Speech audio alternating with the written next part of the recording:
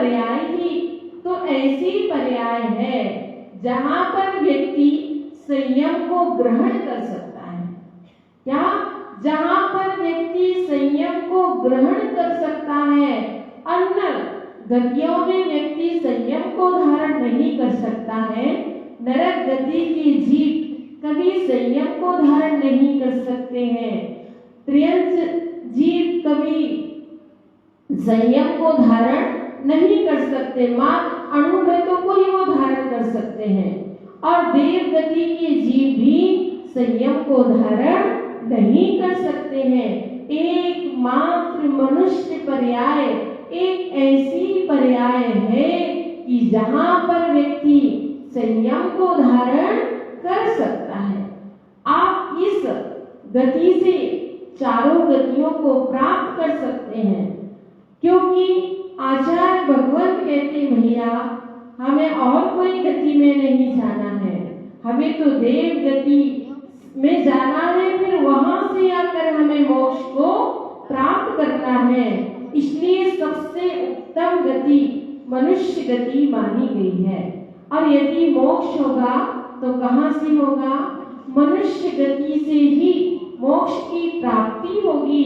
इसलिए हमें अपने जीवन में कोई ना कोई संयम लेना चाहिए, कोई ना कोई नियम लेना चाहिए।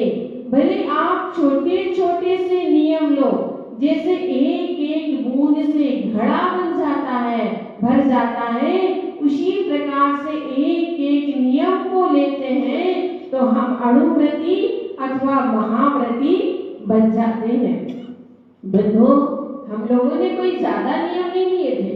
जब घर में थे सिर्फ आलू प्याज का, जब पूज्य गुरुदेव के लिए आहार दान दिया था तो उस टाइम पे 1 महीने के लिए आलू प्याज का नियम लिया था और 1 महीने के लिए रात्रि भोजन का नियम लिया।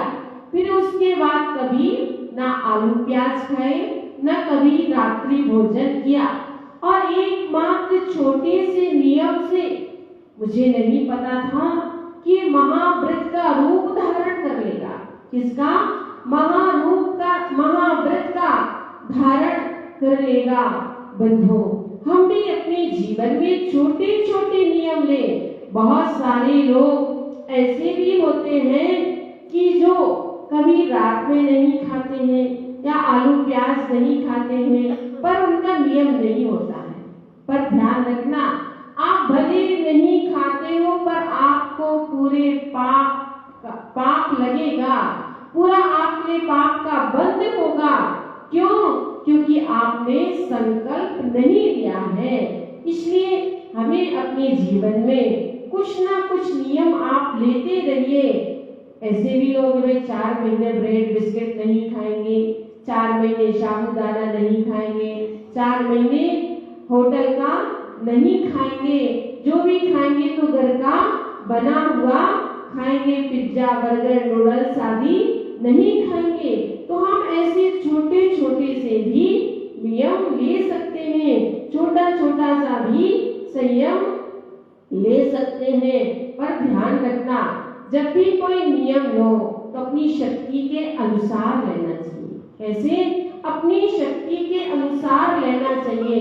कोई भी व्रत लो अपनी शक्ति के अनुसार लेना चाहिए। कभी देखा से भी नहीं करना चाहिए। यदि वो व्यक्ति इतने उपास करते हैं, वो व्यक्ति इतने एकासन करते हैं, यदि आपने किसी की देखा सेखी में क्या किया, उपास आदि कर लिए, तो क्या होगा? संक्लेशता बढ़ जाएगी। क्या हो जाएगी? संक्लेशता बढ़ जाएगी। अब चक्कर आ रहे, अब क्या करें? अब व्यक्ति संक्लेशता में सारा दिन उसका निकलता रहता है। क्यों? आपने अपनी शक्ति को नहीं देखा, अपनी शक्ति से अधिक क्या कर लिए आपने?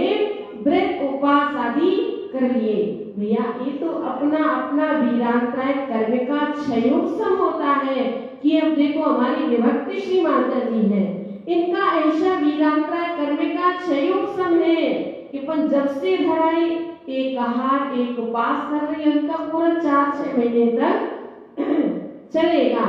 और यदि हम सोचे कि भाई हम भी करने लग जाए तो नहीं कर सकते। मेरा इतना वीरांत्रय करने का क्षयोपम नहीं है।